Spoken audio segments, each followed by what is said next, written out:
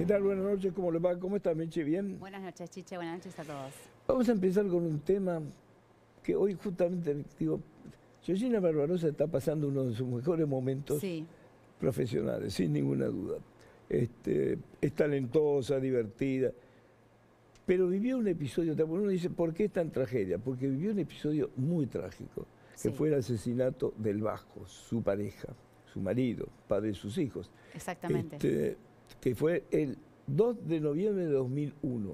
2001, ya pasaron 22 años. 22 años. Exactamente.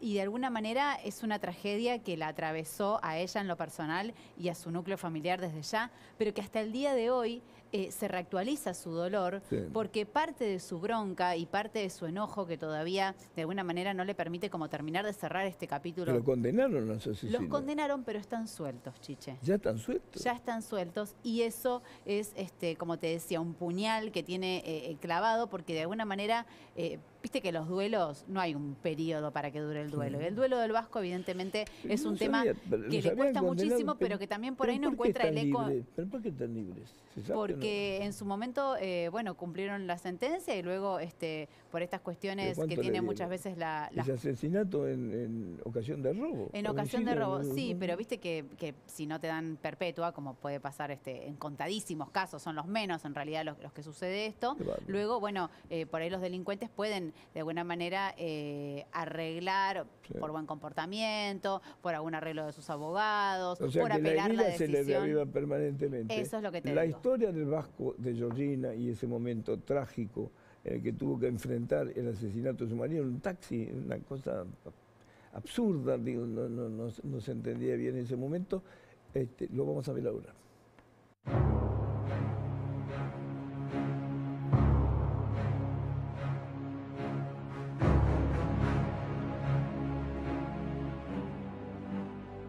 Georgina Barbarossa y su familia. Don Juan, don Tomás, los gemelos.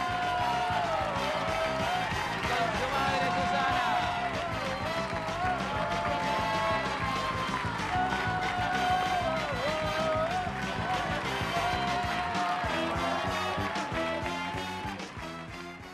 Georgina Barbarossa y Miguel Ángel el Vasco Lecuna comenzaron a escribir su historia en el año 1976. Pero el de ellos no fue un amor a primera vista. El Vasco estaba casado, tenía una hija llamada Lucrecia, y Georgina era amiga de su esposa, Blanca. Ella le confeccionaba algunas de las prendas que la actriz usaba en su programa de televisión.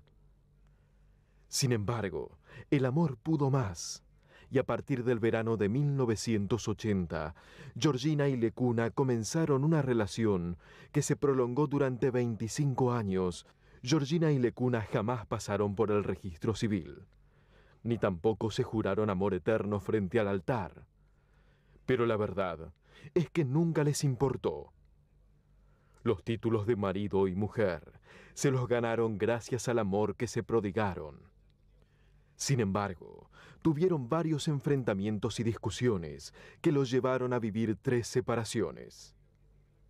De todas formas, la historia de amor entre Georgina y el Vasco atesora momentos entrañables.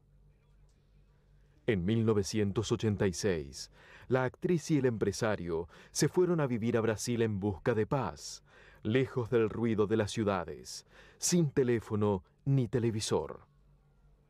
Pero a los 6 meses, el dinero se les había terminado, y con plata nada más que para comprar los pasajes de regreso, decidieron volver a la Argentina.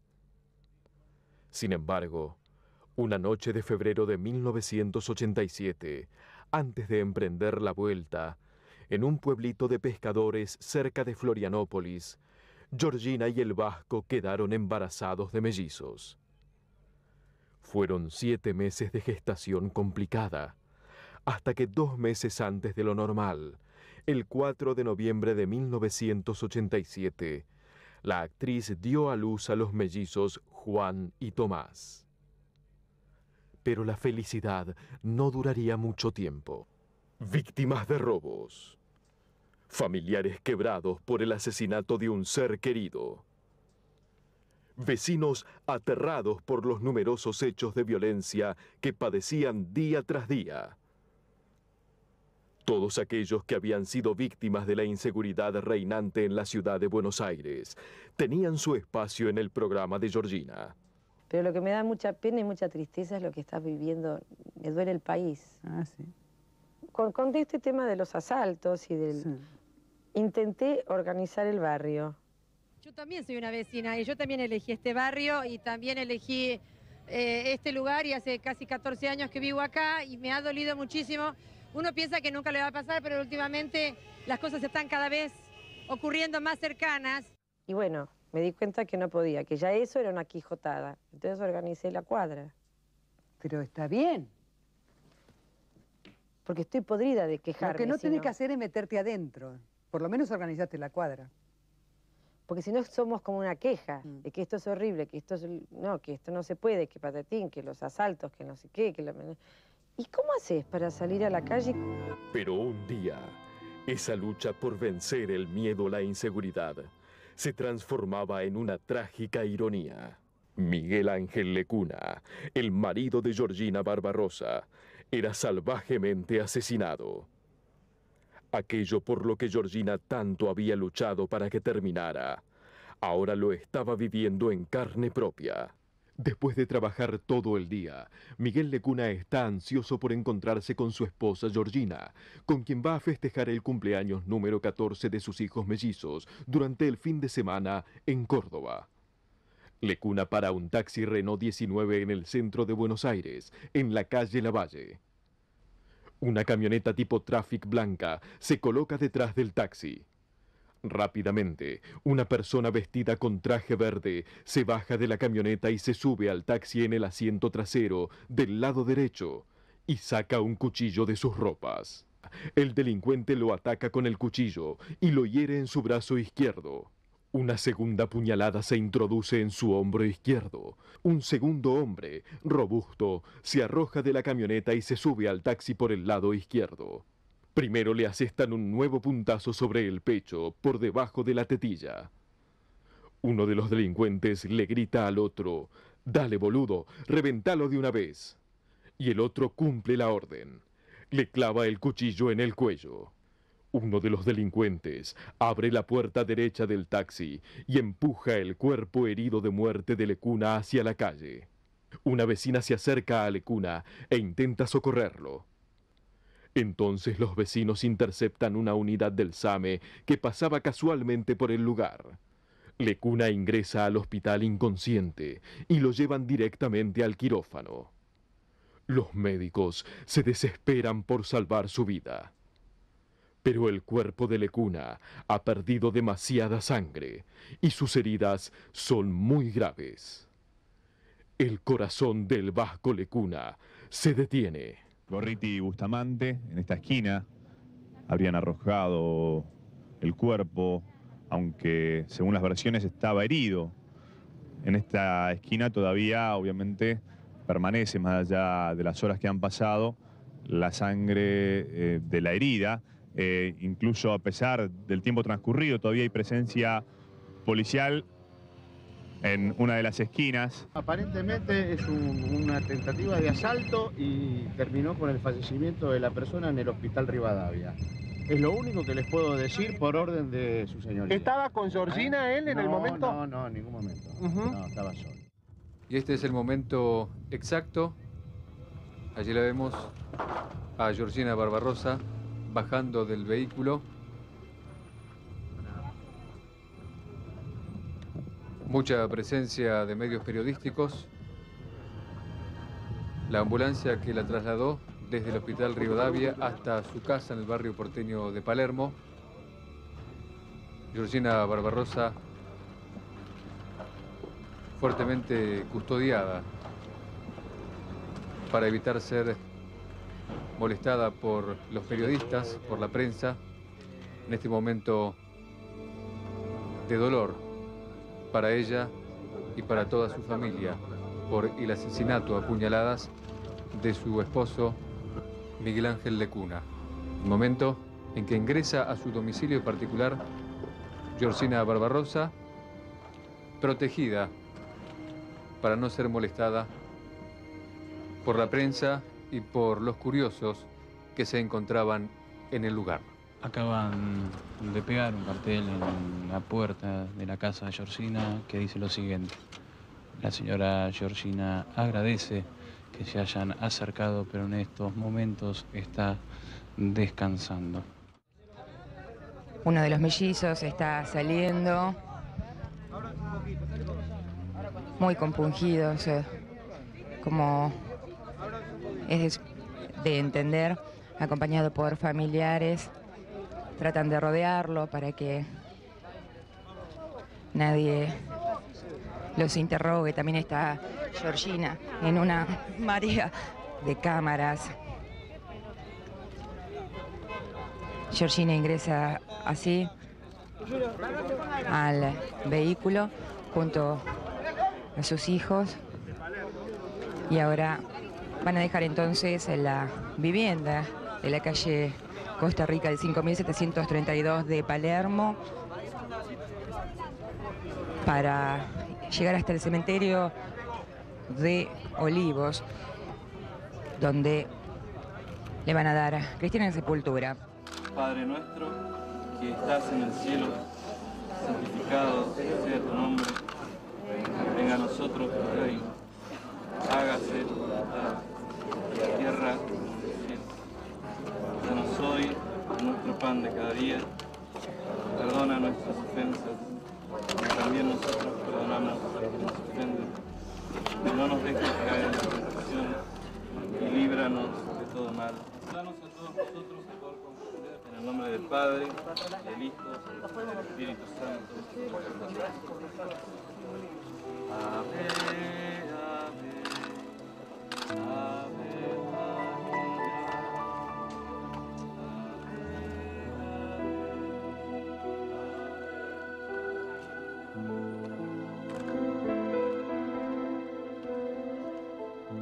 Me da como entre una sensación de bronca y vergüenza. Por lo menos es lo que nos toca a nosotros. Sí, es increíble. Porque es increíble, imagínese, usted piensa que la gente sale a la calle y dice, bueno, están todos los asesinos en la calle, los presos que se más los presos que se escaparon, la gente no tiene seguridad para ir a comprar ni un pedazo de pan. Fueron 4 puñaladas mortales, no solo a un hombre indefenso, sino al corazón de una familia. Fueron 4 puñaladas letales que no solo terminaron con la vida de Miguel Lecuna, sino también con la de un marido y un padre adorado. Fueron 4 puñaladas asesinas que no podrán poner fin a una gigantesca historia de amor. 2 testimonios de codelincuencia, son 2 personas que han ya confesado el delito, que lo involucran. Hay llamadas telefónicas que están registradas a su domicilio por parte de estas personas que él niega a conocer, y luego tenemos un testimonio ajeno que los ha visto cometer el hecho, más la prueba muy contundente que es la pericia de sangre de la Policía Federal. Entonces creo que cierra totalmente la causa. Oscar Barros, condenado a 21 años de prisión por el asesinato, dijo: soy inocente.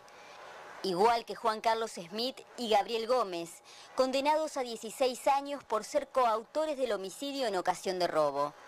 Gómez, además, insistió en denunciar al fiscal Cuantín por coacción, habló de corrupción judicial y señaló a Arregui y a Jorge, quienes recibieron las penas más leves, como a los autores del crimen. Se cierra un ciclo para mis hijos, para Lucrecia, que también es medio hija mía, para toda mi familia, para nuestros amigos y para mí, y supongo que Vasco descansará en paz. Cuando me lo mataron al Vasco de esta manera tan cruel y despiadada y cobarde,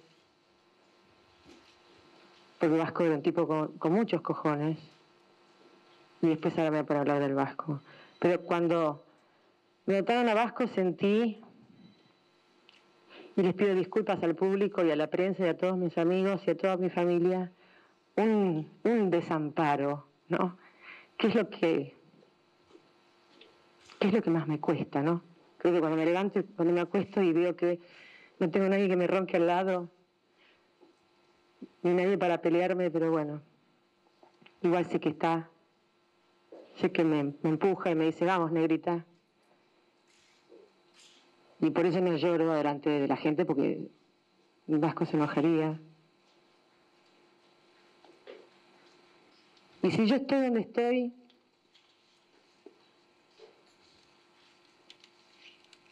es porque tuve mucha gente que me apoyó, es porque tuve 2 padres maravillosos, y porque tuve un gran hombre detrás mío que se bancó toda esta fama. Un gran hombre con muchos cojones que defendió su familia y su casa. Yo quiero decir una cosa, a mí me mataron un marido. Claro. Y lo primero que te sale en el momento es ganas de matarlos con tus propias manos. Claro. Tenés que hacer un trabajo espiritual que les juro por Dios que me costó muchísimo para no sentir ese odio y esa ira. Y siento que desde el 2001 que lo mataron a Vasco en adelante, y acá no hay nada político. No hay nada político. Yo no estoy haciendo política, no estoy afiliada a ningún partido, ni le chupo las medias a nadie. Siento que del 2001 en adelante esto es cada vez peor y me da una tristeza porque yo amo mi país como todos nosotros y nunca pensé que íbamos a ver una cosa así. Dijiste algo que me impresionó, tuviste que hacer un trabajo. ¿Vos lograste perdonar a los 5 tipos que mataron a Vasco? Lo puse en manos de Dios. Lo puse en manos de Dios. ¿Y eso qué significa?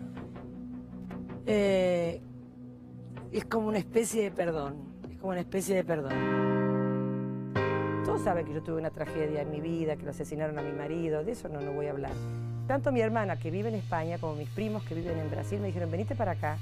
Y yo no me puedo ir, porque yo amo este país. No fomentar la violencia, ¿entendés? Totalmente.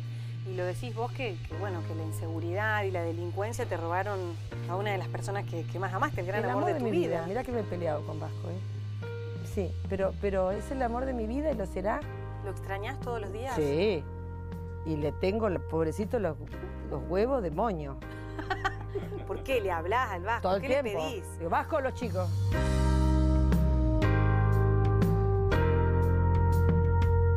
Cuando se muere una persona que no tenés que nombrar porque después no lo dejás ascender, viste, que no pueden subir. Digo, bueno, que se joda. Que se quede acá y que... No, bueno, que que suba cuando yo me muera, que suba conmigo. Suban juntos. Y sí, no puedo, si no.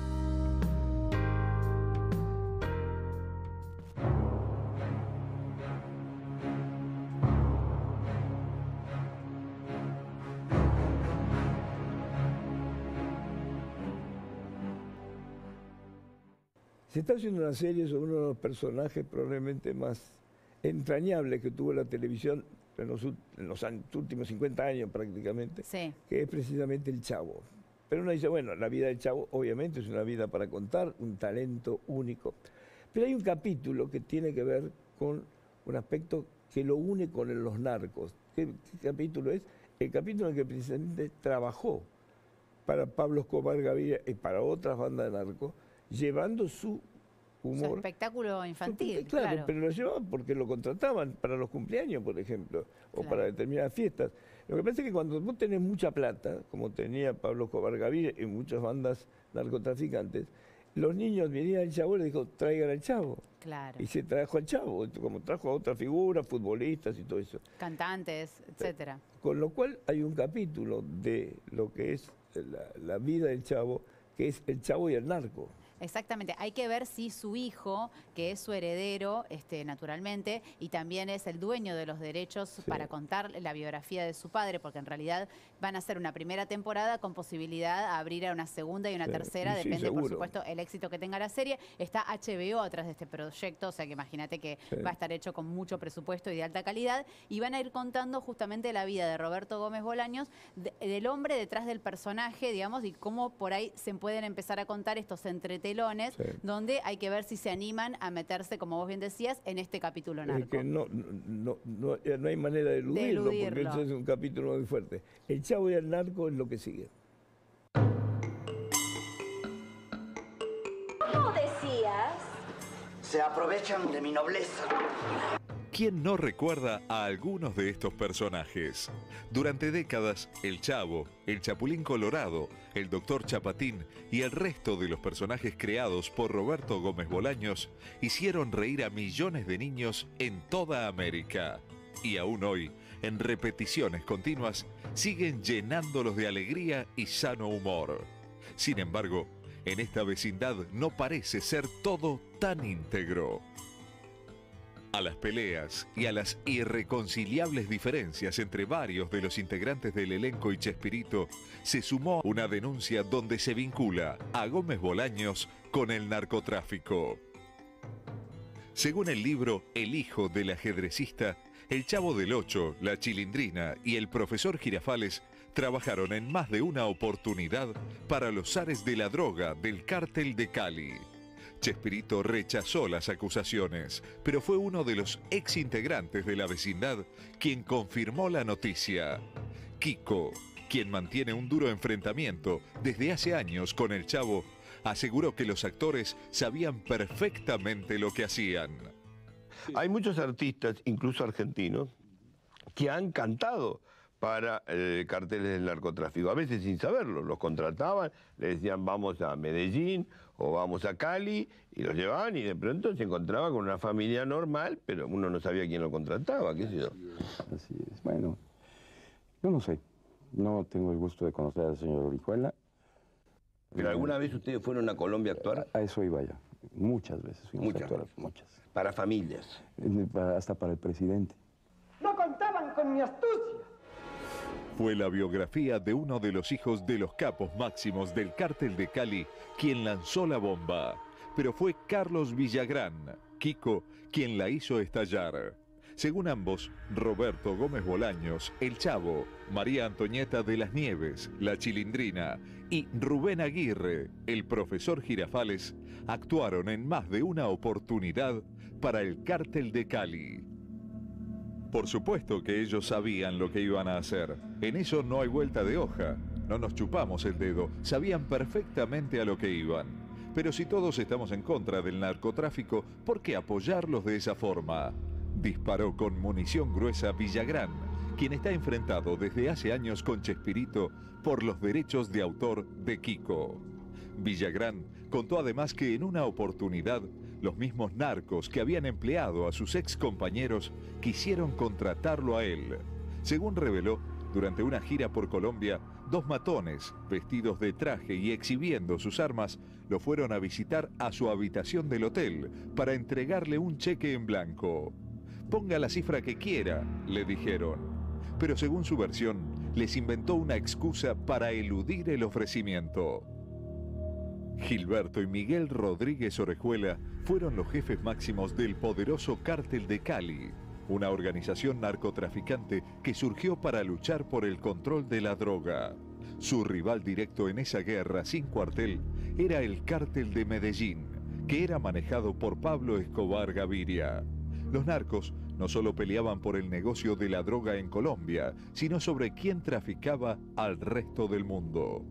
Mientras que Pablo Escobar Gaviria era amo y señor en Los Ángeles y Miami, Nueva York les pertenecía a los hermanos Rodríguez Orejuela. El libro El hijo del ajedrecista, escrito por Fernando Rodríguez Mondragón, el hijo mayor de Gilberto Rodríguez Orejuela, deja al descubierto muchas de las sospechas que existen en torno al negocio de la droga, sus nexos con el fútbol, la política y la farándula.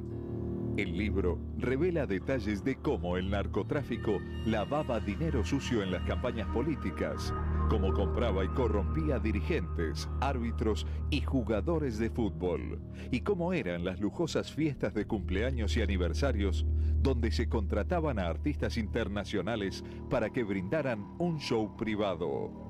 El Chavo, la Chilindrina y el profesor Girafales habrían sido contratados en más de una oportunidad para presentarse en el cumpleaños de los hijos más chicos de los jefes del cártel. Pero no son los únicos artistas que figuran en la biografía de Rodríguez Mondragón. El cantante mexicano Juan Gabriel, la orquesta cubana Son 14 y Gloria Trevi son algunos de los muchos que aparecen en el libro. Justamente a Gloria Trevi, el Cártel de Cali le habría financiado una gira de 80 conciertos por México, Colombia y Venezuela. No hay un artista de la canción, que son los que más hacen fiestas privadas, que pueda decir que en su vida cantó en algún lugar que era de los narcos o en alguna fiesta privada de esos. No le preguntás, no le pedís el certificado de patrimonio con que se ha ganado la plata a la gente. Yo como artista te puedo decir que jamás le pido la identificación ni le hago la radiografía a cualquier empresario que me contrata. Según el hijo del ajedrecista, los artistas eran trasladados en vuelos charter desde su país hasta Cali y de allí en helicóptero hasta una finca con capacidad para albergar a 30 personas, cancha de fútbol profesional y pileta semiolímpica. Roberto Gómez Bolaños rechazó todas las referencias y aseguró que nunca ha tenido conocimiento de haber estado actuando para ningún miembro vinculado al narcotráfico. Como artista, cuando he dado un espectáculo, no solicito a todos los asistentes sus identificaciones, cartas de recomendación o antecedentes penales, dijo. Pero las palabras de Carlos Villagrán, Kiko, y el reconocimiento de María Antonieta de las Nieves, la Chilindrina, de que esas actuaciones habían existido, dejaron al Chavo en el centro de la polémica. Claro que para muchos, las declaraciones de Kiko y la Chilindrina no son inocentes y esconden una trama de peleas, celos, desencuentros pasionales y venganza. El problema lo tuvo cuando a sus espaldas quisieron trabajar con los personajes que eran de él. Según los actores, fueron ellos quienes le dieron vida a los personajes creados por Chespirito y por eso les pertenecen. Sin embargo, para Edgar Vivar, quien interpretó al voluptuoso señor Barriga y su hijo Ñoño, la cuestión es bien distinta. Yo durante los 25 años que trabajé con él pude utilizar el personaje. Yo vine a trabajar aquí a la Argentina con el circo de Ñoño y el señor Barriga y jamás tuve ningún problema con él. Yo le pedía permiso para utilizar sus personajes. Él fue el que los ideó. Yo, como intérprete, le presté mi experiencia, mi cuerpo, mi voz y todo a los personajes. Y es una relación, si tú quieres, hasta mercadotécnica, por decirlo así. A mí me contrataron por ser buen actor, dejando la modestia a un lado. Y a todos nos contrataron por eso. Kiko es un magnífico intérprete. Nadie más que él podía haber hecho Kiko. La verdad es que cuando se salió del programa nunca no se pudo sustituir. No pudo salir de Kiko. Ya no, pero lo hace muy bien. Sí. Y yo lo que... El problema surgió, el problema de la separación de él, que a él le ofrecieron dinero de Venevisión, no, de Radio Caracas Televisión, le ofrecieron muchísima plata y se fue del programa. Sí. Pero no lo habló con Roberto, ni lo habló con nosotros, se fue. Ese fue el problema.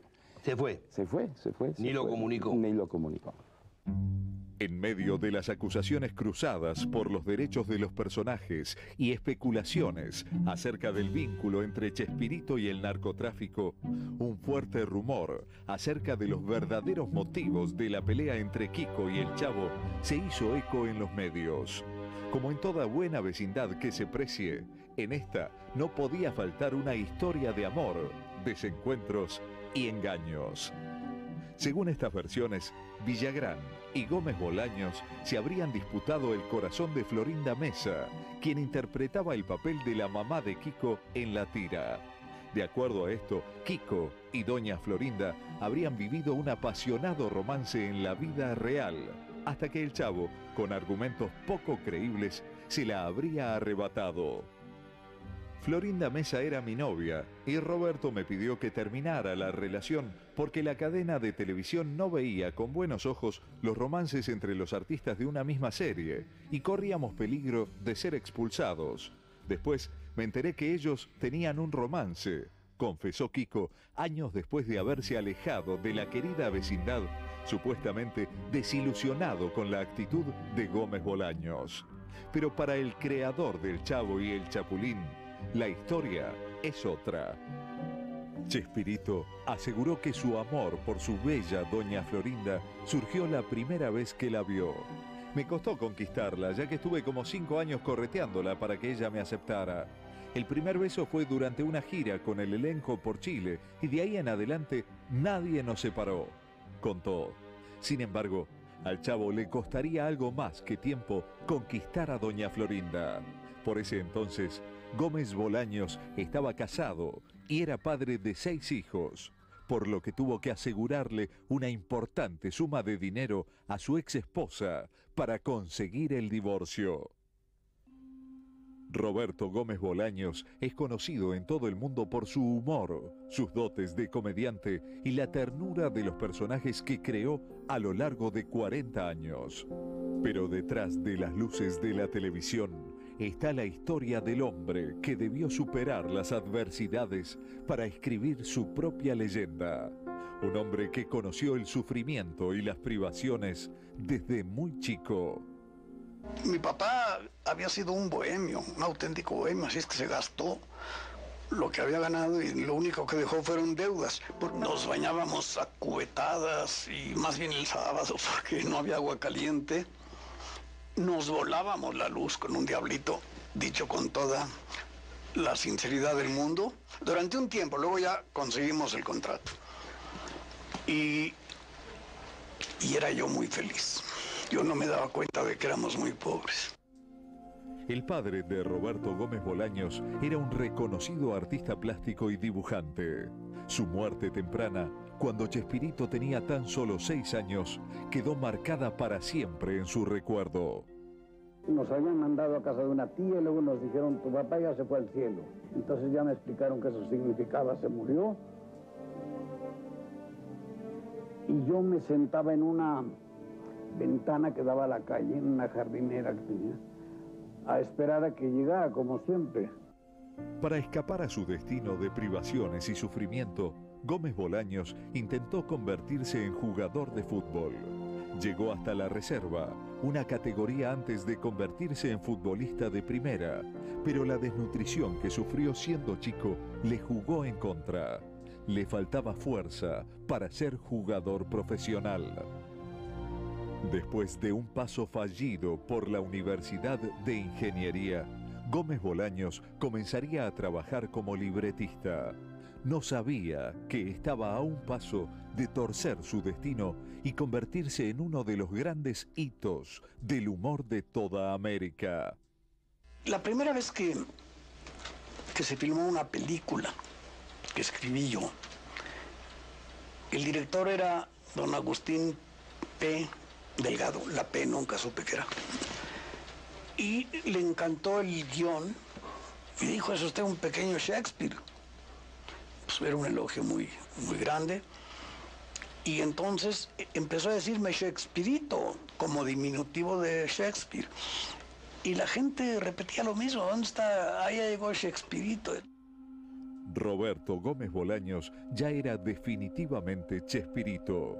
Sin embargo, hacía falta que un actor se ausentara para que debutara frente a las cámaras y estallara un éxito arrasador que aún perdura. ¿Se aprovechan de mi nobleza? Ay.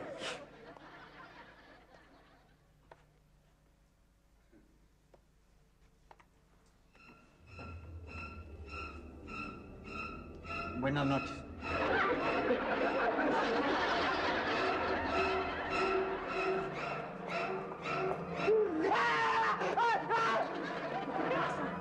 La caca. ¿La qué? La caca, la calavera. ¿Cuál calavera? La caca. El heroísmo no consiste en carecer de miedo, sino en superarlo. Aquellos no tienen miedo. Batman, Superman son todopoderosos, no pueden tener miedo. El Chapulín Colorado se muere de miedo, es torpe, débil, tonto, etc. Y consciente de esas deficiencias, se enfrenta al problema, ese es un héroe. Y pierde. Otra característica de los héroes pierden muchas veces. Después sus ideas triunfan. Pero mientras tanto el héroe, ¿cuántos fusilados conocemos? Es filosófico eso. ¿Oh? Yo me hace que era un autor cualquiera y es un filósofo. No contabas con su astucia. Ellos sabían perfectamente lo que hacían. Fue un gran periodista, sin duda, muy joven, y murió muy joven también, en una situación que realmente todavía quedó, nunca se esclareció del todo. Juan Castro, estamos hablando precisamente de él, terminó cayendo de una pared de casi 9 metros de alto, murió, no se suicidó. Lo que pasa es que por efecto de la droga que tomaba probablemente se sintió capacitado como para volar. Algunas versiones dicen eso. Claro. Pero fue un personaje realmente muy encantador, muy talentoso, desaparecido muy prematuramente por la droga.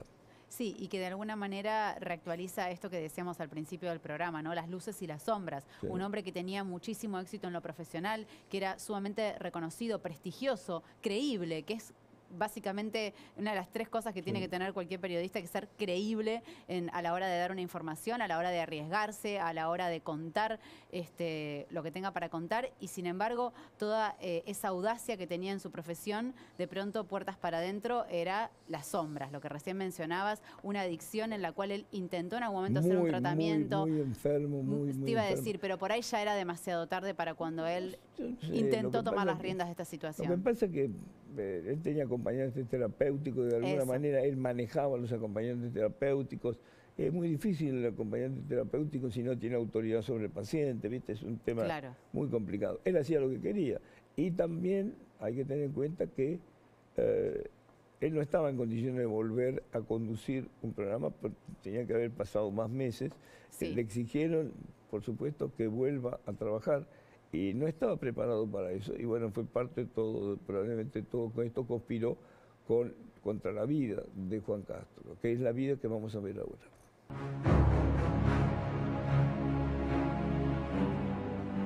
Juan Castro no se suicidó.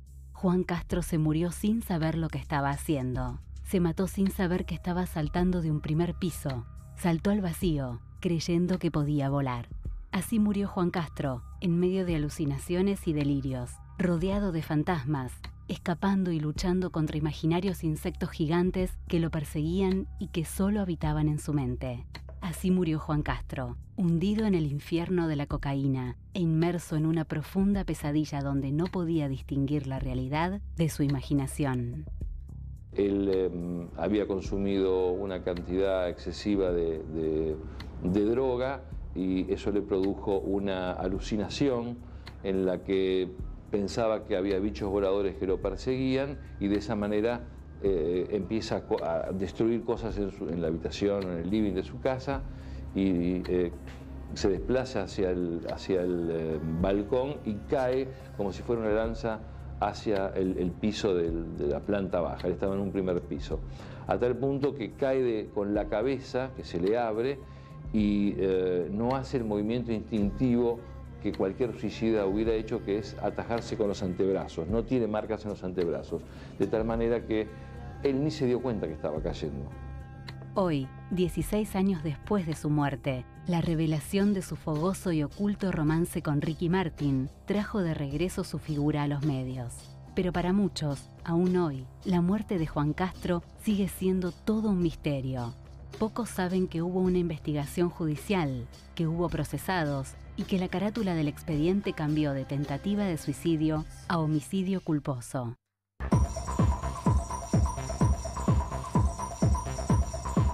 La fría letra del certificado de defunción dice que Juan Castro murió el viernes 5 de marzo de 2004, a las 2:30 de la madrugada, a causa de un paro cardiorrespiratorio provocado por graves lesiones cerebrales.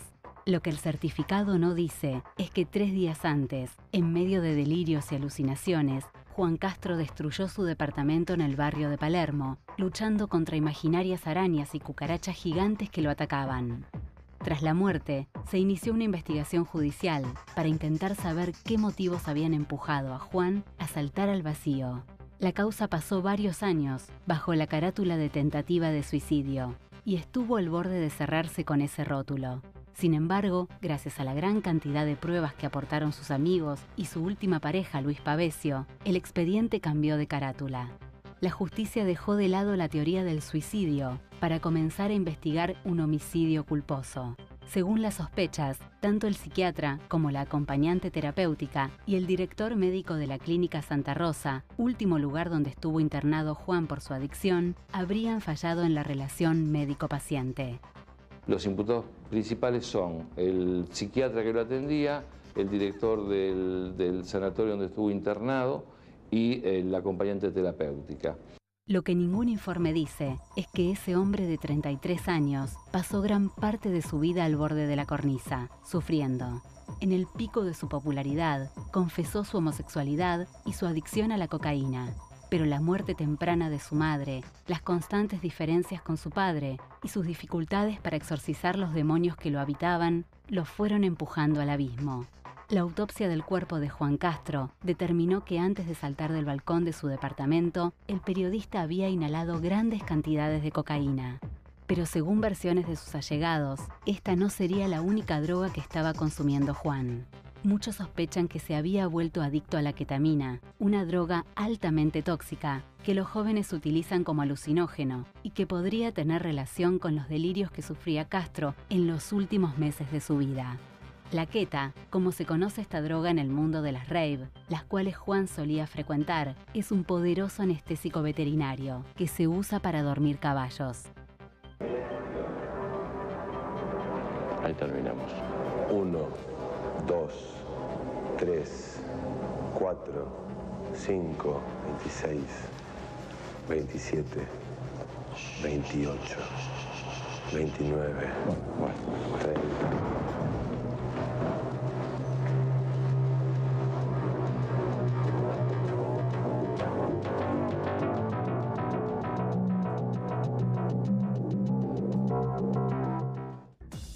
Meses antes de su muerte, Juan Castro fue internado de urgencia en el sanatorio Otamendi. La versión oficial decía que había sufrido un pico de estrés por exceso de trabajo. En realidad, el exceso era otro. Juan Castro había sufrido un brote psicótico, probablemente a causa del abuso de drogas. Según las versiones extraoficiales, Juan Castro había pasado casi 9 noches sin dormir.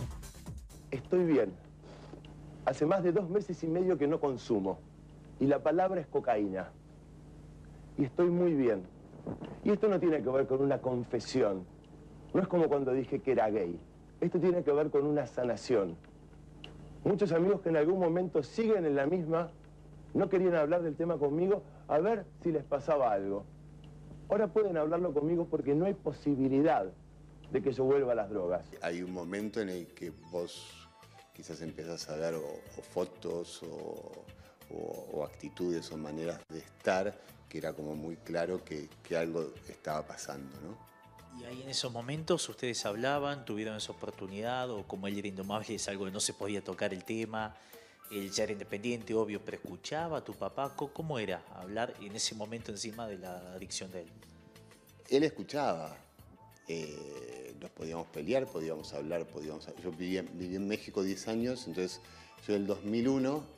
En 2004 venía poco a Argentina. Él podía escuchar, podíamos pelearnos, podíamos rabiar, pero no es algo sencillo la droga, no es algo que vos podés dejar a voluntad. Creo que muy poca gente puede hacer eso.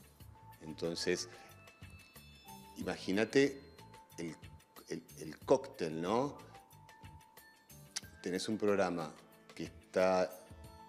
un programa periodístico que está liderando y que le ganó en su momento a Somachi muchas cuando veces. estaba en Telefe. Toda la prensa te está hablando de vos. Tener todos los carteles con tu cara en la ciudad de Buenos Aires que dice la verdad y nadie te dice que no. Ponele a eso, digamos, porque quizás lo podés manejar de alguna manera, pero ponele a eso, combinarlo con cocaína. ¿Hubo algún momento que él recurriera a un grupo, a Narcóticos Anónimos, que parara? Él buscó sus tratamientos, no funcionó. De allí en más, su vida no fue la misma. Las alucinaciones y los delirios, donde monstruos e insectos gigantes lo atacaban, se sucedían cada vez con mayor asiduidad. Una acompañante terapéutica debía estar con él para evitar que cayera nuevamente en el infierno de la cocaína. Pero lo cierto es que Juan Castro jamás abandonó las drogas. Tal vez por impericia de su acompañante terapéutica, tal vez porque Juan Castro ya era incontrolable. Él tomaba champagne delante de ella y ella no se lo impedía. Circunstancia que obviamente es anormal, atípica. Un acompañante terapéutico debería inmediatamente impedir este tipo de situación o informar inmediatamente a los médicos para que su paciente o su acompañado no cayera en este tipo de actitud, ¿no? Juan Castro y su hermano mellizo, Mariano, nacieron el 13 de enero de 1971, en el seno de una familia de clase media que vivía en un monobloc en el barrio de Parque Patricios. Aunque ya de pequeño, Juan se destacó por su sensibilidad, cualidades e inquietudes diferentes al resto de los chicos, recién al entrar a la adolescencia, comenzaría a descender a los infiernos. Cuando tenía tan solo 16 años, a su madre le detectaron una enfermedad terminal, y fue él, y no su padre, quien la acompañó en el largo calvario hasta su muerte.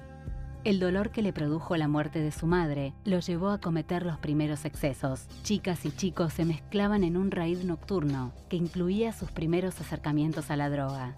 Para ese entonces, Juan Castro ya se ganaba su propio dinero, trabajaba como modelo publicitario, era productor en la Rock and Pop y estaba estudiando para locutor. De chico me gustaba muchísimo la música y la radio. Mi primer disco me lo regalan a los 6 años, era Fiebre del Sábado por la Noche, y a partir de ahí empecé a hacer una colección de música impresionante. Al mismo tiempo también compraba revistas que venían de afuera, era una especie de nerd también de los rankings. Lo llamo a Pato Galván, que estudiaba conmigo la parte de periodismo y locución, le digo, están buscando gente en América, vamos ya con el examen final de televisión que hicimos para el ISER, que habíamos hecho un programa especial que se llamaba Yin Yang. Y lo presentamos en América esa misma tarde y a la hora nos hicieron esperar en el hall del canal y nos dijeron, el lunes que viene empiezan. A comienzos de la década del 90, Juan Castro ingresó como productor periodístico y cronista al noticiero de Telefe. De allí en más, su ascenso fue vertiginoso e imparable. De sus esporádicas apariciones en la pantalla, de no más de 1 minuto, pasó a convertirse en el notero estrella del informativo. Decenas de grupos y jovencitas lo esperaban a la salida del canal, intentando en vano conquistar su corazón. Aunque todavía faltaban años para que lo confesara públicamente, Juan Castro ya había tomado una de las mayores decisiones de su vida. Llegué a un momento de maduración en el cual no tenía por qué ser un secreto, ni yo sentía que había algo malo en mí, ni que estaba mal lo que yo hacía dentro de las 4 paredes de mi dormitorio, y porque también se me cantó decirlo. Lo que generó en los otros me parece que es un tema de los otros. Lo que más me gustó fue que mi viejo me llamó esta semana y me dijo, vos sos un valiente, y me mandó un beso. Fue por esos años en que Juan Castro conoció a Ricky Martin. Si bien ahora se supo del romance, la relación entre el periodista y el cantante, con idas y vueltas, duró mucho tiempo. Yo estaba en E! Entertainment, Juan Castro estaba haciendo sus primeros pasos dentro de la televisión y fue así un flechazo. En realidad yo no los presenté. Yo lo que fui fue testigo de un par de salidas de ellos y cubrí la entrada a algunos hoteles. ¿Era mutuo el enamoramiento o vos sentiste que era más Ricky Martin que Yo siempre digo que para mí Ricky estaba más enamorado de Juan. Sí, es que Juan era imposible no enamorarte. ¿Entendés? Juan era una persona que era energía pura.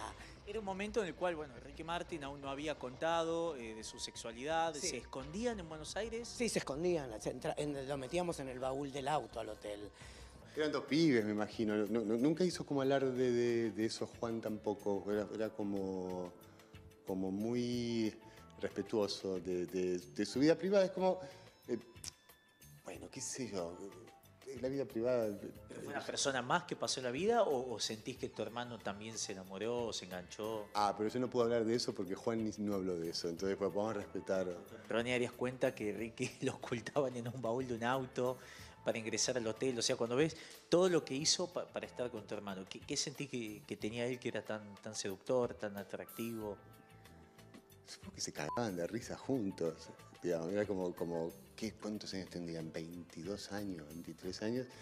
Eso habla también, a ver, 22 años se tendría en los 90s, cuánto tabú, ¿no? Con ser gay, con poder mostrarse, con poder ser quien era. En marzo de 2003, de regreso de un viaje por Jordania, donde estuvo preso por supuesto espionaje, Juan presentó a quien fuera su última pareja y gran amor, Luis Pavesio. Pareció entonces que comenzaba a dejar atrás los infiernos y retomaba el control de su vida. El amor y el trabajo lo alejaban de la oscuridad y mostraban la mejor versión de Juan. Caos es una de las razones por las cuales me levanto a la mañana, voy a trabajar, estoy enamorado de mi trabajo, estoy enamorado de mi vida. Creo que el ser creativo puede ayudarnos y salvarnos a todos. Y nada, ojalá nos llevemos el premio. El 13 de enero de 2004, poco más de un mes y medio de antes de su muerte, Juan Castro celebró sus 33 años festejando a lo grande. Motivos para brindar no le faltaban. Estaba enamorado, tenía éxito y estaba lleno de proyectos. Sin embargo, no era feliz. Lejos de poder exorcizar los demonios que lo habitaban y que él mismo había admitido tener, seguía envuelto en llamas. Y en la tarde del 2 de marzo de 2004, la tragedia se hizo presente. En medio de delirios y alucinaciones, Juan Castro destruyó su departamento, luchando contra imaginarias arañas y cucarachas gigantes que lo atacaban y que solo estaban en su mente. Después, creyendo que podía volar, saltó al vacío desde el balcón. Juan Castro no se suicidó. Hundido en el infierno de la droga y atrapado en una pesadilla mortal de la que no podía escapar, Juan Castro se murió sin saber lo que estaba haciendo.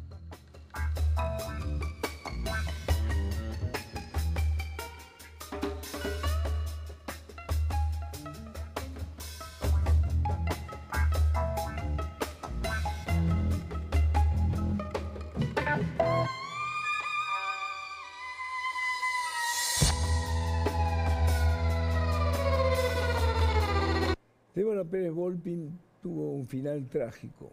No fue un accidente, sí, no sé si llamarlo un accidente, fue a someterse a un estudio de rutina, prácticamente de ello se trata, una endoscopía, tenía algunas molestias estomacales y murió.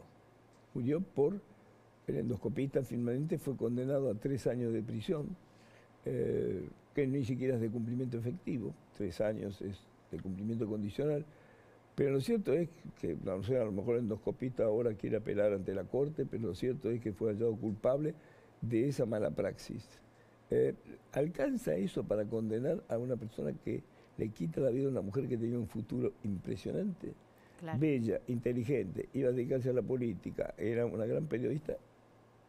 Y de pronto, sí, sucede este episodio que vamos a decir que para los procesos judiciales, incluso es bastante, de alguna manera, meritorio que hayan logrado probar una mala praxis. Sí. Porque cuántos casos escuchamos a diario y por otros temas que de pacientes que sufren determinados inconvenientes en tratamientos médicos y que luego cuando recurren a la justicia es imposible probar la mala praxis. Pero el tema es que el endoscopista le perforó una parte importante de su sistema respiratorio y se murió por eso.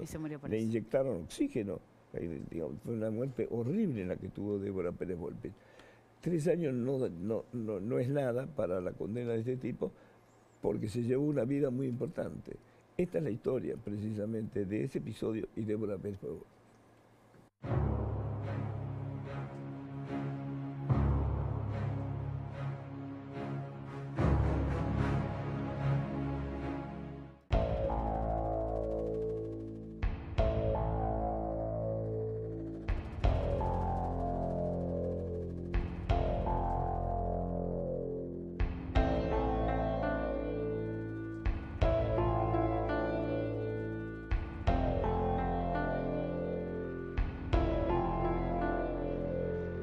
Es raro también para mí, es la primera elección en la que vengo a desayunar y no estoy del otro lado. Y es difícil también, hay que aprenderlo también como uno aprende a hacer preguntas cuando es periodista. Pero una de las cosas que me ha brindado esta profesión es el saber escuchar, el repreguntar.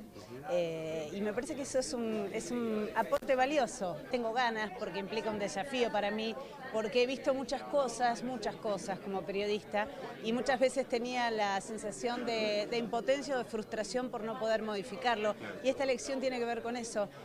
no el seguir recorriendo, porque eso es el conocer, el caminar, el escuchar, lo he hecho toda la vida como periodista. Lo que aspiro y deseo es tener en mis manos una herramienta junto con todo un equipo que tiene ideas, que tiene garra, que tiene fuerza, poder hacer y cambiar algo y modificar la calidad de vida de la gente.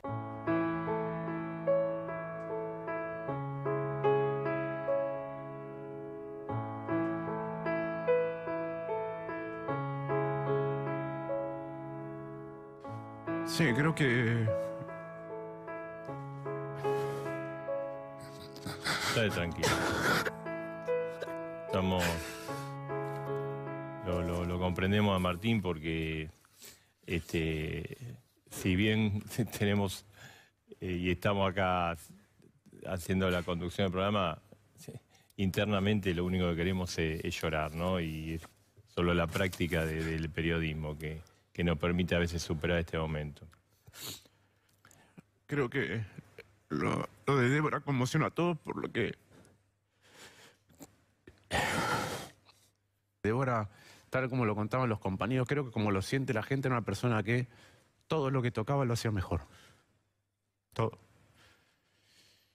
Desde despertar a la gente hasta ser moderada en momentos de mucha tensión de este canal.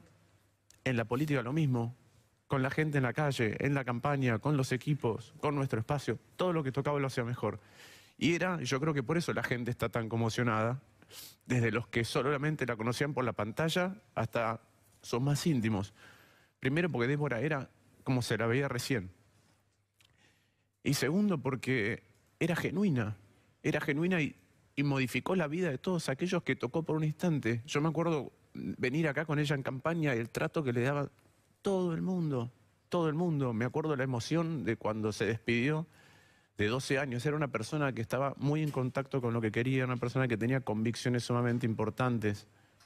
No dejó la televisión y el periodismo. Ella decía que nunca se deja el periodismo y nunca lo iba a dejar. Temporariamente. Sí. Pero no lo dejó ni por fama, ni por poder. Lo dejó por la vocación de transformar las cosas para bien, y eso la hace a ella superior a la inmensa mayoría de todos los políticos, muy superior. El féretro con los restos de Débora Pérez Volpin, que como decíamos más temprano va a ser ubicado en el Salón Juan Domingo Perón de la planta baja de esta legislatura para realizar el velatorio hasta mañana pasado el mediodía. En primera instancia, cuando ya ubiquen con aplausos, recibiendo incluso aplausos de algunos colegas. Naturalmente que se da esta situación de concretar la cobertura del velatorio de una persona que hasta hace algunos años atrás estaba haciendo la misma tarea que nosotros. No podemos entender todavía cómo nos ha cambiado la vida de un momento para el otro. Hemos hecho lo que seguramente Débora hubiese hecho si tenía que actuar por alguno de nosotros. No tenemos rencores, no tenemos deseos de venganza. Lo único que queremos es saber la verdad. Y es normal porque así hasta lo hemos coincidido con todos los que han participado. Le agradecemos infinitamente a todos, a los colegas, a los políticos, a los ciudadanos comunes, sobre todo a esos que los quiero llamar como los remolones, que se han venido de Florencio Varela o de Lanús o de Gerli hasta alguno de Salta y que personalmente me lo decían y que consideramos que aquí teníamos que estar para agradecer el nombre de Débora. El dolor de una pérdida tan importante, una legisladora que íbamos a tener potente, que nos iba a defender. Estoy muy dolida. Y bueno, simplemente de pedir a una persona honorable, esa es la palabra, honorable. Son las 7 de la mañana, hoy es nuestro primer día de marcha desde Puente del Inca. Capitán, ¿hasta dónde pretendemos llegar hoy? Y en esta primera jornada, si todo anda bien, vamos a estar llegando al refugio Ibáñez. ¿Cuánto tenemos de marcha? Calculamos que entre 6 y 7 horas es el tiempo que vamos a demorar hasta ese lugar. En la mayor parte de los lugares del país debe ser casi 40 grados. Aquí la sensación térmica es de 7 grados bajo cero. Como parte de nuestro entrenamiento en Plaza de Mulas, a 4.300 metros vinimos a conocer este campamento donde para la mayoría de los sandinistas antes de partir hacia la cumbre de la Aconcagua. Por fin, ahí estaba la cumbre. Parecía tan cerca, sin embargo, quedaban 1.400 metros de piedra suelta.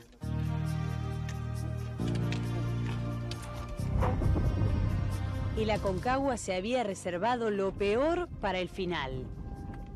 La pendiente más difícil de toda la travesía.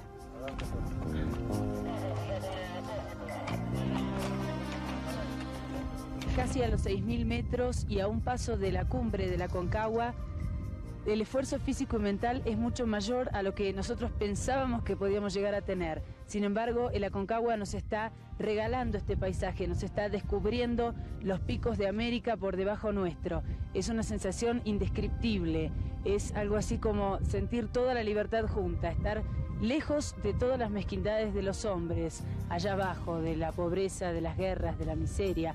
Aquí arriba solamente estamos, el Aconcagua, Dios, el cielo, nosotros y ustedes, que están compartiendo este fin de año con nosotros desde aquí arriba.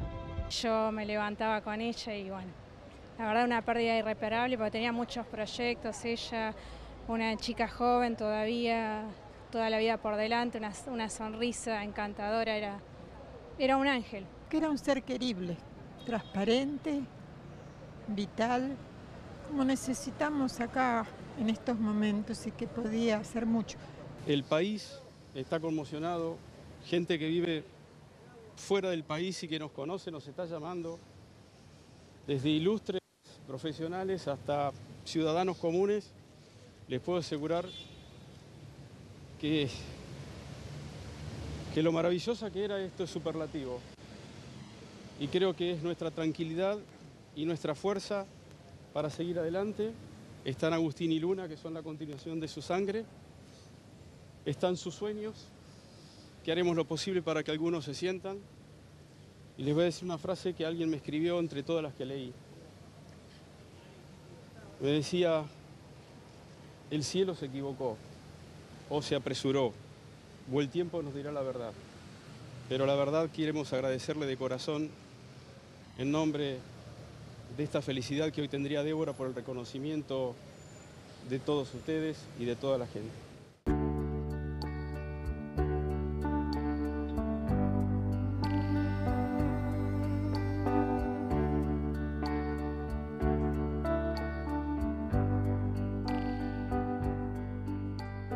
La clínica, que ha sido otro de los obstáculos a la averiguación de la verdad, a la familia el día de los hechos, cuando tratan de salir a dar una explicación de qué fue lo que pasó y por qué a Débora le pasó lo que le pasó, les mintieron, ¿sí? Les mintieron porque no les dijeron lo que ya sabían. ¿Qué hicieron después en la clínica? Inmediatamente sacaron un comunicado de prensa donde dijeron que Débora murió de un paro cardiorrespiratorio que no respondió a las maniobras habituales de reanimación. Todos los que se mueren de esto. Toda la gente se muere de un paro cardiorrespiratorio. Esto no responde a nada. ¿Sí? Lo que queremos saber es por qué se produce el paro cardiorrespiratorio. ¿Sí? Entonces ahí viene la segunda mentira. La mentira que trata de utilizarlos a ustedes en una publicación periodística y salen a decir que Débora tenía una hepatitis importante y un cuadro abdominal complejo. Supuestamente esto emana de la historia clínica de la paciente. Falso también. La autopsia hoy nos dice otra cosa. Entonces vino la causa penal. Y en la causa penal necesitamos que cuando el juez tardíamente allana y se lleva el endoscopio, fuimos a buscar el aparato, el único aparato que acá está en discusión, esto es una endoscopía. Si el procedimiento que lleva a la muerte a Débora es una endoscopía, el juez tiene que allanar y llevarse el endoscopio para ver qué pasó y por qué pasó esto que nadie pudo explicar.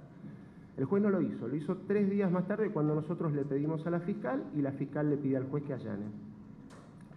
3 días en los cuales nos encontramos con un equipo viejo, obsoleto, bueno, todos los que me han escuchado decir en todo este tiempo en relación a ese equipo. Y hoy entendemos que ese endoscopio no es el que se usó, por lo tanto, más allá de que todavía no fue peritado, entendemos que no va a arrojar ningún resultado de la pericia porque ya es tarde, 3 días más tarde no se puede peritar. Yo hago una maniobra, paso por encima de la lengua y después lo pongo hacia atrás y entro en el esófago. Mirá la flexibilidad que tiene esto en cuanto al equipo, es totalmente liso, tócalo vos, sí, lo podés ver, es absolutamente romo, toca acá, pasar el dedo, fíjate, no, esto no puede lastimar, ¿sí? No es ninguna, está hecho a propósito justamente para que no pueda lastimar. Y lo que es importante, yo hasta ahora lo tenía apagado porque no quería molestar a la cámara. Fíjate, ahora yo prendí la luz, ¿ves la potencia que tiene la luz esta? Mirá ahora mi mano, ¿ves mi mano? Esto es un túnel que yo estoy haciendo con mi mano. Fíjate cuánto antes yo estoy viendo a medida que avanzo. Vos te das cuenta que chocar sería hacer esto. Y yo estoy viendo mucho más lejos, mirá dónde estoy viendo mucho más lejos a medida que avanzo. Entonces es muy difícil, lo mismo que yo choque con la pared. Y en teoría, suponete lo que yo te decía, vos ves la pared y seguís empujando igual. En una pared normal, mirá lo que pasa con el endoscopio cuando yo empujo. Una pared normal probablemente te pase esto y no la perfores, ¿sí? Pero si está deteriorada previamente por alguna patología, de las cuales pueden ser muchas, puede perforar. La autopsia, cuyos resultados no fueron revelados por orden judicial, por el secreto del sumario, de todas maneras yo me permito decir que estarían indicando que no hay una actuación anestésica que pueda ser comprometida para la médica. Anímicamente, ¿cómo está su clienta? Y se imagina cómo puede estar una mujer que trabajó toda su vida, muchos años dedicada a la profesión, que es realmente una profesional destacable, muy elogiable su trabajo siempre, y que se le muera una paciente en la cual, aunque ella no haya tenido arte ni parte, se le murió delante suyo, y eso le provocó realmente un dolor tremendo, máxime con una figura tan querida como era Débora, con la que ella hizo un rapport en esos minutos iniciales antes de comenzar el estudio muy empático, ¿no es cierto?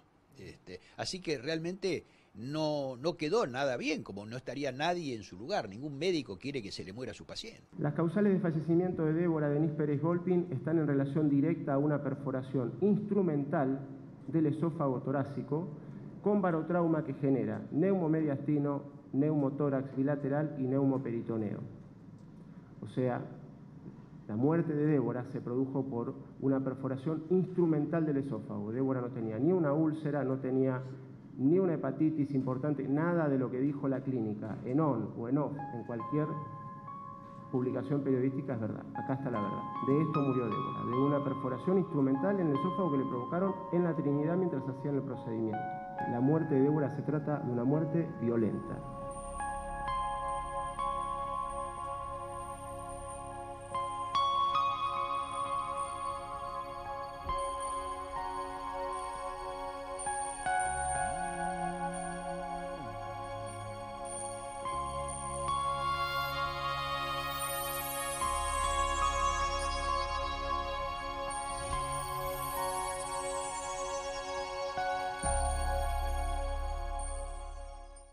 Lo que vamos a ver ahora es la historia de Lili Zulios y su hermano, que ha sido una tragedia, digamos, un suicidio aparentemente pactado entre los hermanos. Es lo que se llama un pacto de muerte.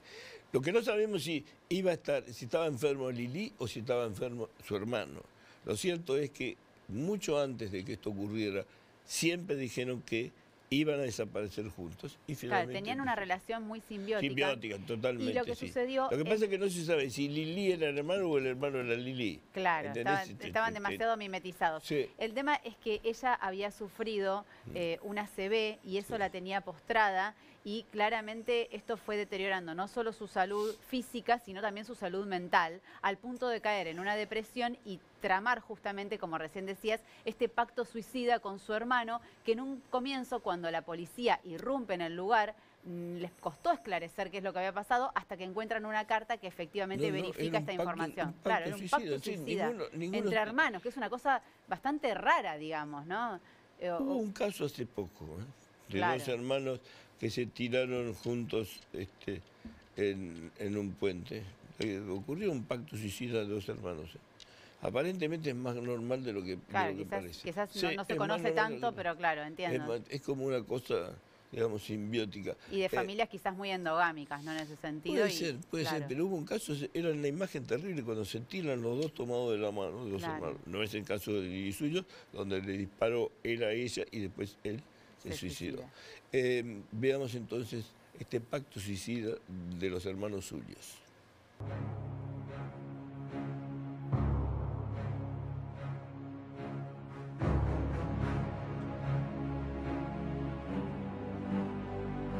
Nuestra misión es orientar el individuo Y yo más tengo la formación médica, o sea que y además podemos equivocarnos muchísimo, porque no sabemos, no tenemos datos. Lenke Zulos, más conocida como Lili Zulos, nació en Budapest el 27 de septiembre de 1928. Yo tenía 4 años, o sea que era el año 32. Y papá llega a casa con una radio. Y digo, papá, ¿dónde está la pantalla en colores en ese aparato donde puedo ver todo lo que dice? Entonces papá dice, ¿cómo? Esa niña está hablando de algo que nunca será, probablemente, porque es el sueño de la humanidad, la televisión. Yo tenía 4 años y quería mi televisor. Tu vida es medio de novela, ¿no? Digamos, vos llegaste a la Argentina en el 44. 48. 44 salí de Hungría. 44, tardaste 4 años en llegar acá. 44 salí de Hungría y 48 llegamos a la Argentina, con una mano atrás y otra adelante. Vinimos con mamá y papá y mi hermano tenía 10 años, como para venir a otro planeta. A mí me encantó, pero nosotros pasamos toda la guerra, la Segunda Guerra Mundial allá. Para mí mi trauma eterno es haber dejado mi patria, porque yo era muy patriota, amaba Hungría. Yo decía, no, yo nunca voy a salir de Hungría, siempre viajábamos y al viajar, cuando volvía, digo, ay, por fin estoy otra vez. En Alemania, Lili Zulos concluyó sus estudios secundarios y comenzó a cursar la carrera de medicina, que no pudo terminar debido a sus problemas económicos. Años más tarde, en Buenos Aires, afirmaría que se había recibido de médica en Alemania, pero que nunca había ejercido. Mi especialidad es orientar a la gente y trabajo por lo menos 2 horas con cada persona y durante todo el año la persona me consulta sin cargo. O sea que yo soy una profesional que he hecho una carrera, no aquí, sino en Europa. Durante toda mi vida luché por demostrar que la astrología es ciencia, se basa en astronomía, se basa en estadística. Y bueno, nosotros tenemos los libros que se llaman efemérides, donde están la posición de los planetas para cada día, cada planeta. Y bueno, lo tenemos hasta el año 2050. Actualmente, cuando podemos hacer regresiones a nuestras vidas pasadas, podemos realmente pensar que hay métodos de despertar. Yo nací con memorias, con recuerdos de mis vidas anteriores. Y yo a los 4 años, por ejemplo, podía perfectamente describir toda una corte faraónica donde yo era sacerdotisa de Amón, y sí afirmo que lo era porque lo recuerdo. En 1948, Zulos, de 19 años de edad, llegó a la Argentina con su hermano Ludwig Zulos, quien se registró con el nombre de Luis Zulos. Se radicaron en Buenos Aires y Lili trabajó como fotógrafa de fiestas y cumpleaños. Fíjate que hay una mamá que está esperando un bebé y el bebé nace justito cuando en el horizonte aparece el sol. Es una de las mejores horas de nacer, porque la personita primero tendrá sol en el ascendente, va a ser una solar bien dinámico, bien valiente y muy linda. Hacia finales de la década del 60, empezó a publicar como astróloga en la revista Vosotras. En esa época, aseguraba que había estudiado en una asociación mundial de investigaciones astrológicas, un club de astrología con única sede en la ciudad de Buenos Aires. Yo estudié en una facultad de astrología y estudié medicina. Mi especialidad es dar pistas de diagnóstico con mis trabajos. Desde la década de 70 empezó a trabajar para las revistas Mía y Semanario de la editorial Perfil. Mis pacientes, porque no son clientes, son pacientes, son gente que sufre.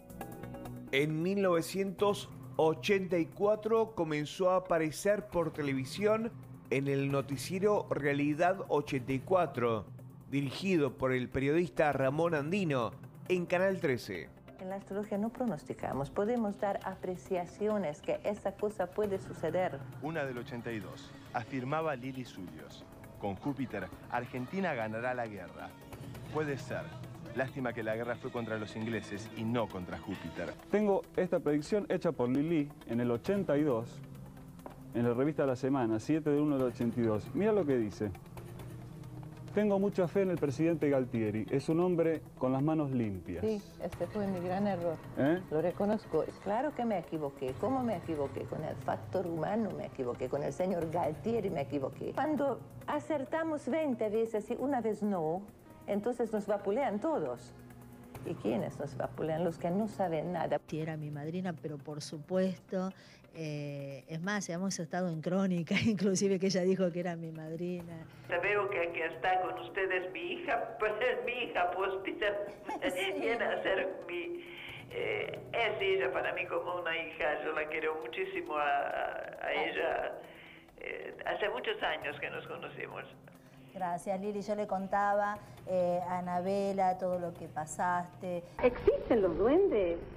Ya lo creo que sí. Mi casa está llena de ellos. Son los espíritus de la naturaleza. Lili, ¿qué son esas cosas? Digo, ¿qué cosas? ¿Pero qué cosas? Son así como una bruja. ¿Qué es eso? Y se mueven. Entonces yo no tuve mejor idea que decirles, queridos, a ellos, váyanse por favor, porque no ven que asustan. Los ojos quizás pueden tener un color diferente. O luminoso a veces. Luminoso. ¿Y muy definidos los ojos? ¿O? No, no son muy definidos, más el foco de luz es definido, pero los ojos así también fluctúa todo en ellos. Y suelen así soltar como pedacitos de su propia sustancia que se disuelven en el aire. Yo no los veo así en forma directa porque yo no tengo la capacidad de visión directa, pero es así como me han contado personas que lo vieron y después de mucha corrección, sobre todo mi hermana, me ha instruido que es así. ¿Tienes miedo a la muerte? En absoluto. ¿Sabes lo que es la muerte? La muerte no existe. 15 de septiembre del año 2013. En un pacto suicida, la astróloga Lili Zulos fue muerta por su hermano, que además se quitó la vida. Encontraron muerta a Lili Zulios en su casa, en La Lucila, junto con su hermano. La principal hipótesis habla de un pacto suicida, que él la habría matado para luego suicidarse. Ella tenía 84 años y estaba postrada tras un ACV. Había comentado en libros, en charlas, de que cuando ya su cuerpo no funcionara más o no esté en óptimas condiciones, se partían. El drama se consumó en la casa situada en Díaz Vélez 1360, en La Lucila, partido de Vicente López. Es un hecho que fue caratulada por la fiscal que interviene y dirige la causa como homicidio y suicidio, en circunstancias que la señora venía teniendo muchos problemas de salud, estaba muy agravada por un ACV, los hermanos vivían acá en el domicilio, no tenían otros familiares acá en la Argentina, no querían separarse, ya lo habían hablado, habían hecho un pacto que si a alguno de ellos le pasaba algo, el otro lo iba a resolver de esta manera. Muchos de sus conocidos afirmaron que más de una vez los escucharon hablar sobre un pacto suicida en caso de que la salud de uno de ellos empeorara. Estaban seguros de que no querían vivir el uno sin el otro. ¿Se enteró justamente de este pacto suicida? Sí, que dicen que fue así. No sé por qué todo es tan loco. Están hablando de pactos, están hablando de pacto suicida, de todo eso que para mí están hablando de otra persona, no exactamente de Lili Zulios. De la reencarnación creía mucho en lo que era nuestra alma, en que esto era un envase. Ella no le tenía miedo a la muerte, decía, bueno, cuando desencarnamos, nos vamos y vamos para otra vida. Y si vos te suicidás, o algo por el estilo que ha hablado muchas veces, en ese caso faltarías el respeto a Dios. La vida la da Dios y la quita Dios. Eso fue siempre lo que me ha enseñado. Entonces, de repente, ¿cómo vas a hacer un pacto para quitarte la vida? Era una relación fraternal muy extraña. Ustedes saben que ella llegaba y él la maquillaba. el hermano Luis le ponía las pestañas postizas, la cuidaba, era una relación muy extraña, se amaban los dos, se querían muchísimo, muchísimo. Entre las 9 y las 11 de la mañana de ese día, según fuentes de la investigación, Ludwig se acercó a la habitación de su hermana con un arma casera similar a un calibre de 32 que pudo crear gracias a sus conocimientos académicos y le disparó en la sien. Luego se alejó y se dirigió hacia otra habitación de la planta alta. Allí apuntó el arma a su cabeza y gatilló una vez más. Conmocionada totalmente, mal, porque no, a mí me tomó muy de sorpresa, se está diciendo de todo últimamente, aparecen gente, amigos de todos lados, estoy desconociendo todo, que no era la vida que yo conocí de Lili y realmente estábamos muy cerca nosotras, ella es mi madrina espiritual, me ha abierto puertas en mi trabajo, compañeras de trabajo a su vez, alumna, guía, para mí es todo Lili. Antes de asesinar a su hermana y quitarse la vida, Ludwig le escribió un correo electrónico a una amiga en el cual le contaba lo que estaba a punto de pasar. Nos vamos. Ella tiene un derrame cerebral, no puede pararse ni hablar. Ella no quiere vivir en un cuerpo discapacitado con el cerebro destruido, paralizado y con dolores. La solución es rápida y ruidosa. Llamé al médico, la sacó de la bañera, la colocó en la cama y dijo que hay que llevarla a un geriátrico donde atienden a las personas con ACV. Son las 9 horas. Tiene bien la presión, las pulsaciones, pero no se puede movilizar, hablar, comer y nada. Nos despedimos. Les deseamos mucha suerte. Luis. Inmediatamente, la mujer buscó a alguien que le pudiera traducir el texto y, una vez que entendió el sentido trágico que transmitían las palabras, fue de inmediato a la vivienda, tocó timbre, pero no obtuvo respuesta. Los dos estaban muertos.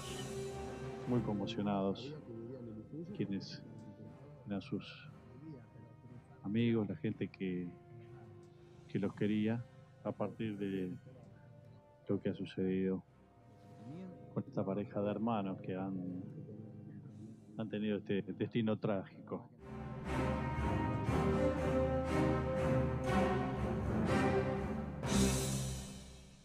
Quiero dar mi último adiós a la señora Lili Zulios, que estuvo muchísimas veces en estos almuerzos. Bueno, un beso y que en paz descanse. Nunca un astrólogo debe pronosticar muerte. No vi muerte, sino vi la posibilidad de morir. Entonces no fui tan tonta como para buscar la oportunidad y me zafé.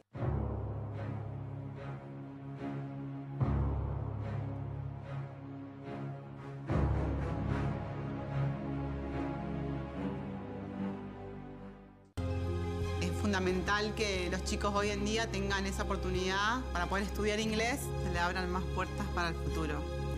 Tu sueño puede ser tu realidad. Juntos sigamos transformando la educación. Buenos Aires Ciudad.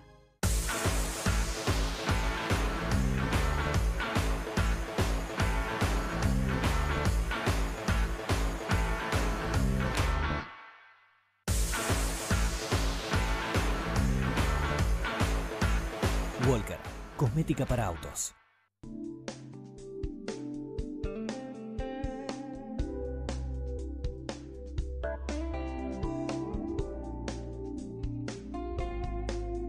El Centro Médico de Rehabilitación Reviogral es una institución médica ambulatoria interdisciplinaria destinada a la evaluación, atención, rehabilitación de personas con discapacidades varias y a el tratamiento interdisciplinario de personas con dolor crónico no oncológico. En esta misma sede estamos funcionando desde finales del año 1998, o sea que ya llevamos más de 20 años trabajando en equipo interdisciplinario.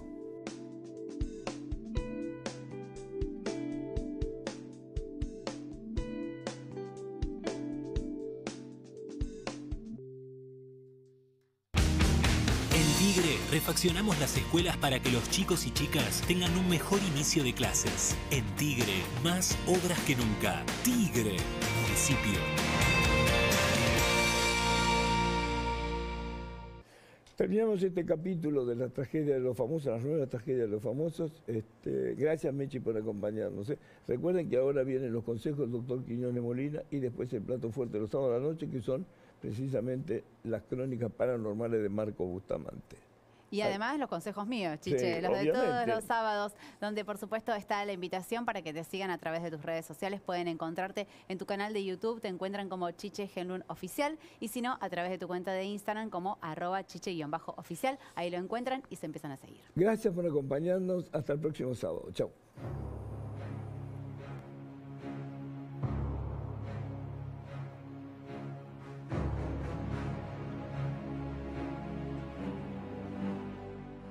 ¿Qué tal, Roberto? Buenas noches. Muy buenas noches, Chiche, ¿cómo estás? ¿Qué significa la ecografía en el tratamiento de estas terapias que haces vos?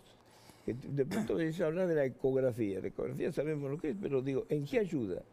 Bueno, la ecografía como método de diagnóstico por imágenes se usa desde la década del 70. Sí. Ha ido incrementándose su uso en la medida que los equipos se han hecho Más sofisticado. más sofisticados, pero a la vez más económicos y al alcance de nosotros, los médicos. Y los médicos que hacemos medicina contra el dolor, la ecografía constituye una herramienta de singular... Que ilumina el camino. Exactamente. Para que tengas una idea, para todos los procedimientos que son infiltraciones, bloqueo, ya sean con corticoides, ya sean con plasma rico en plaquetas, ya sean con proloterapia, en cualquier parte del cuerpo, Chiche, en la columna vertebral, en los hombros, en las muñecas, en las rodillas, en el tórax, en el abdomen. La ecografía nos permite, ¿cómo se llama? Ser preciso. Ser muy preciso y nos mejora lo que es la puntería, dicho de una manera en más de un 90%. O sea, es un método que por demás es replicable, es algo que tú lo puedes repetir varias veces. Es un método en el que tú estás online viendo donde estás trabajando y estás guiando la aguja donde las vas colocando, vas viendo incluso cuando estás intilando un corticoide, una sustancia, un medicamento dentro de una articulación, estás viendo cómo lo haces alrededor de un nervio. Es un método que por demás no emite radiaciones ionizantes, por lo tanto no tiene los inconvenientes del rayos X, de la tomografía computada, y además los equipos nuevos como los que nosotros tenemos son portátiles, uno los puede trasladar de un lugar a otro. Eso ha mejorado mucho nuestro trabajo en la práctica médica de los que hacemos medicina contra el dolor. Ya seamos neurólogos, ya seamos traumatólogos, ya seamos reumatólogos, ya seamos anestesiólogos, ya seamos médicos intervencionistas en general, fisiatras. Es un gran aliado. Es un gran aliado en la práctica médica. ¿Y qué precisión tiene en cuanto a las fibras? Porque, muy buena. Vos ves huesos, partes blandas, pero ¿qué precisión tiene? O sea, tiene algunas cosas que son fundamentales. Es, ¿cómo se llama? Operador dependiente. ¿Qué significa eso? Yo hace un año y algo no estaba para nada entrenado en las prácticas ecográficas y yo hacía todo esto en base a anatomía, o sea, conocimientos anatómicos previos y demás, como lo hace la mayoría de los colegas que no sabíamos de esto. Me asocié a la Sociedad Argentina de Medicina Física y Rehabilitación, SANFIR, encontré unos profesores excelentes, médicos, fisiatras, y ellos me han ido enseñando el arte de el uso de la ecografía a todo esto. Y esto yo te diría que mejora la precisión en más de un 90%. O sea, que significa que la ecografía es operador dependiente, que depende mucho del conocimiento que vaya adquiriendo. Pero vos ves el hueso, ves las partes blandas, ves todo. Ves casi lo que quieras. Todo. Para todo lo que es músculo esquelético. ¿Llegás a ver la aguja también? Obviamente. Sirve para las infiltraciones intraarticulares en cualquier articulación, extraarticulares, Chiche, en los tendones, en los ligamentos, en los músculos, en la fascia. Para cuando una persona tiene, por ejemplo, un desgarro del tendón supraespinoso, del manguito de los rotadores, tú ves el desgarro, ves cuando hay una tendinitis. Pero hay que saber interpretarlo. Obviamente, o sea, por eso se dice que es un método que es operador dependiente. Tú necesitas una curva de aprendizaje con la ecografía de por lo menos 2 años. Y esto es lo que yo estoy haciendo ahora, y gracias, bueno, a que yo estoy muy motivado con el tema y a mis profesores que me están enseñando mucho, a la verdad que estamos logrando cosas increíbles en el manejo del dolor. Porque para que tengas una idea... ¿Y el dolor tiene una captación física?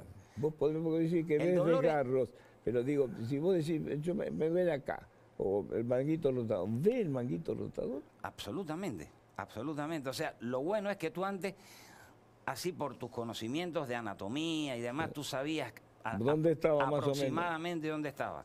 Ahora, con la ayuda de la ecografía, tú ves cada uno de los tendones que forman parte del manguito de los rotadores, el supraespinoso, el infraespinoso, el subescapular, los ves todos, ves la articulación, Chiche, ves, por ejemplo, en el hombro, la articulación glenohumeral, ves la articulación acromioclavicular, tú puedes ver en qué estado están, y cuando quieres infiltrar algo selectivamente con ayuda del ecógrafo, puedes poner la agujita justo donde es, en la rodilla, en los tobillos. Mira, en una de las aplicaciones más importantes es en lo que es tórax. Para que tengas idea, esas personas que tienen una neuralgia después de una culebrilla, o sea, las neuralgias intercostales esas que son muy dolorosas. Bueno, antes teníamos que hacer los bloqueos de los nervios intercostales con un cuidado extremo. A veces nos quedábamos cortos porque inmediatamente debajo está la pleura del pulmón. Te pasas ahí, tienes un neumotórax.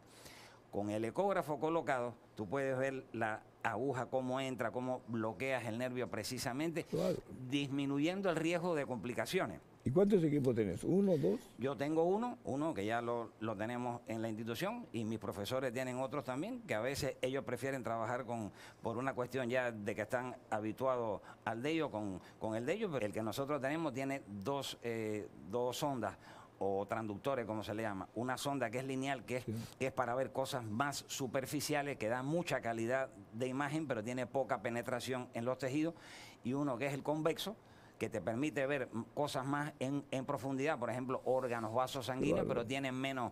Pero bueno, es una herramienta muy útil que nos mejora mucho los resultados, disminuye los riesgos de complicaciones y amplía nuestro espectro de posibilidades terapéuticas. Y la precisión en el tratamiento. Gracias, Robert. Gracias, Chiche.